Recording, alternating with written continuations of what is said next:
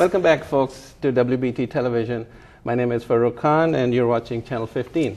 Now, recently, President Bush announced quadrupling of the aid to Africa, the continent of Africa, from it used to be $1.4 billion or so, and it's going to be around $9 billion by year 2010.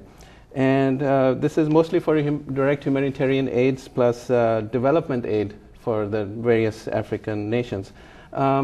But what about the sustainability of this aid and the economic development with the sustainability in mind? To talk to us about that, we have in our studio Shadi Subante, who's the chair of the African Network. Welcome to our show. Thank you, Farouk. And also Gordon Williams, who's founder of the African Network, co-founder, I should say. Yes. Okay, welcome to the show. Thank you very much, Farouk. So let me start with Shadi. You know, this recent development in the aid for Africa, you know, is there just an aid for, you know, malaria and different type of diseases or agriculture problems, or is there going to be an economic development attached to this package?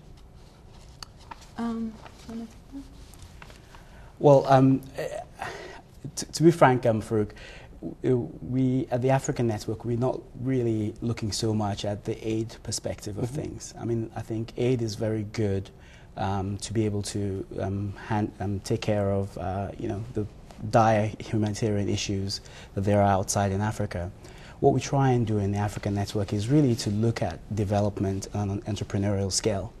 So whilst we think that President Bush's package is good, we try and work with people within the Valley in particular and diaspora in general to actually look at how we can you know, leverage and build something more sustainable. So we haven't, to be frank, at the African Network looked into the details, the dire details of the package, but we're sure it's going to alleviate a good deal of pain and suffering that's already going on there. So let me start with, to ask another question. Yes. You're the co-founder of the African Network. Yes, one of the co-founders. What caused you to start this network? To start the network. Well, a number of things. I mean, it started as a general issue of lack. So there was a number of people who worked here in large companies. I mean, to name a few, HP, Cisco, and so on. And a lot of the people, there are about 7 or so co-founders, and we would meet regularly on a social basis and discuss Africa. You know, we have very strong ties with Africa.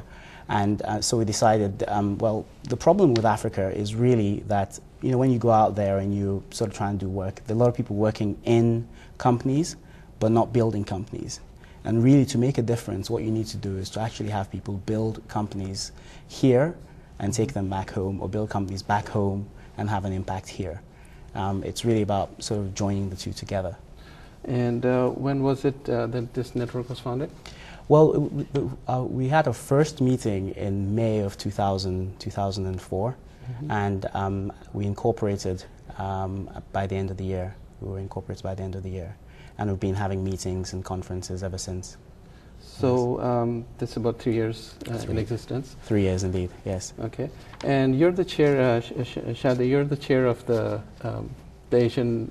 African Network Conference. Yes, I am. Okay. Yes. And so it's a yearly conference that's coming up in October 13th, I believe? Yes. Okay. Can you tell us about this conference a little bit, and in the past, what happened? Sure. Actually, last year was when the organization started the conference.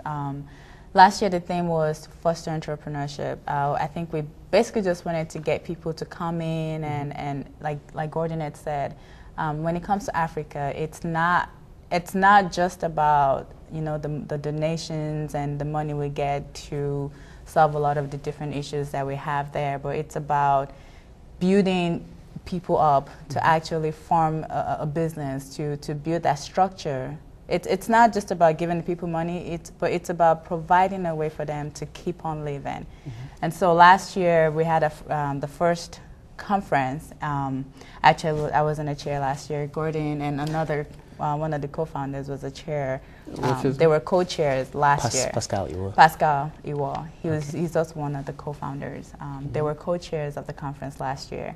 But this year, I am the conference, and our theme for this year's conference is Roadmap to Entrepreneurship.